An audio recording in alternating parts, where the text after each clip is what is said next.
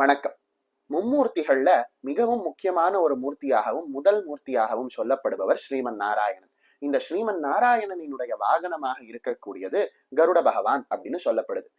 இறைவனானவர் எப்பொழுதும் வேதங்களால் உணரப்படக்கூடியவராக இருக்கார். அதனால பரம்பொருளாக விளங்கக்கூடிய ஸ்ரீமன் நாராயணனினுடைய வாகனமான இந்த கருடரானவர் 4 வேதங்களினுடைய ஸ்வரூபமாக சொல்லப்படுகிறார். அந்த கருடனினுடைய உடல்லையே அனைத்து விதமான வேதங்களும் இருப்பதாக சொல்லப்படுது. அதனாலதான் நமக்கு ஞானம் வேணும் அப்படின்னாலும், பரீட்சையில சிறந்து விளங்கணும் அப்படின்னாலும், தேர்வுகள்ல முன்னிலையில தேர்ச்சி பெறணும் அப்படின்னாலும் கருடனை வணங்கணும் அப்படின்னு சொல்லப்படுது. அதே போல எதிரிகளை பொசுக்கக்கூடிய அளவுக்கு சக்தி வாய்ந்தவர் கருடர் அப்படின்னு சொல்லப்படுது. இந்திரனினுடைய வஜ்ராயுதமானது கருடனை ஒண்ணுமே செய்யலையாம். அந்த இந்திரனினுடைய வஜ்ராயுதத்துக்கு இதனால் அவமானம் வந்துவிடக் கூடாது அப்படின்னு சொல்லி கருடன் என்ன பண்ணினார் அப்படின்னா, தன்னுடைய சிறகிலிருந்து ஒரே ஒரு இறகை அந்த வஜ்ராயுதத்துக்கு கொடுத்தாராம். அந்த அளவுக்கு இந்திரனினுடைய வஜ்ராயுதத்தை விட சக்தி வாய்ந்தவர் கருடர் அப்படின்னு சொல்லப்படுவதனால் எதிரிகளை அழிப்பதிலும் கருடர் சிறந்த ஒரு தெய்வமாக சொல்லப்படுறார். அதே போல கருடரை நாம வழிபட்டோம் அப்படின்னா அனைத்து விதமான நோய்களும் நீங்குது அப்படின்னு சொல்லப்படுது. ஏன் அப்படின்னா, வானுலகத்துல இருந்த அமிர்த கலசத்தை தன்னுடைய அம்மா, அதாவது தாயான வினத்தையினுடைய சபதத்தை, அதாவது தாயான வினத்தையினுடைய அடிமைத்தன்மையை நீக்குவதற்காக பூமிக்கு கொண்டு வந்த மிகவும் சக்தி வாய்ந்தவர் கருடர் அப்படின்னு சொல்லப்படுவதனால் அமிர்த கலச கருடரை நாம வழிபட்டோம் அப்படின்னா நம்மளுடைய நோய்களும் நீங்குது அப்படின்னு சொல்லப்படுது.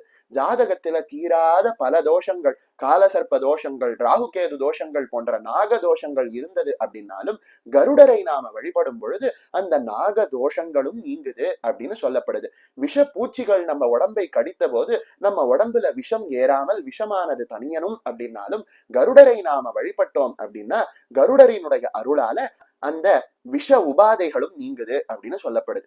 கருடரை வழிபட்டோம் அப்படின்னா முக்தி கிடைத்து பகவான் ஸ்ரீமன் நாராயணனினுடைய அருளும் கிடைக்குது அப்படின்னு சொல்லப்படுது. இப்படி கருடரை வழிபட்டால் ஏற்படக்கூடிய நன்மைகள் ஏராளம் ஏராளம். இந்த கருடரை வழிபடுவதற்கு எளிய முறை ஏதாவது இருக்கா அப்படின்னு கேட்டான்னா, கருட துவாதச நாம ஸ்தோத்திரம் அப்படின்னு சொல்லி மிகவும் சக்தி வாய்ந்த ஒரு ஸ்துதி இருக்கு. இதுல கருடரினுடைய 12 நாமங்கள் சொல்லப்பட்டிருக்கு.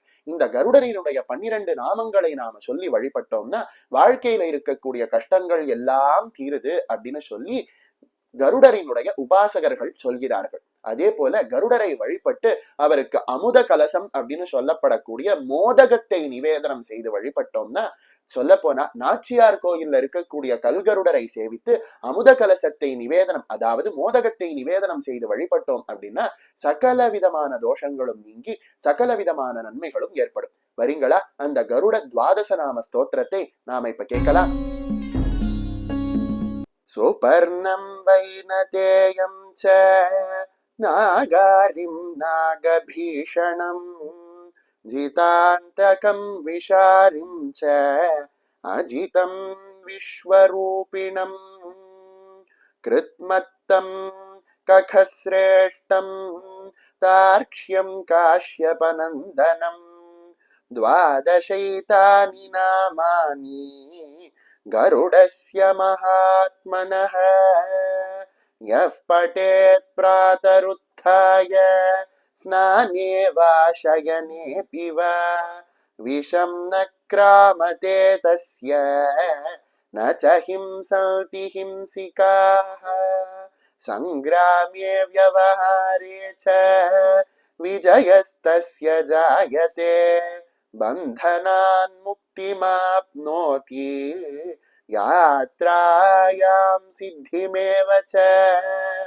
इति बृहत्तन्त्रसारे श्री गरुडद्वादश नाम स्तोत्रं सम्पूर्णम्।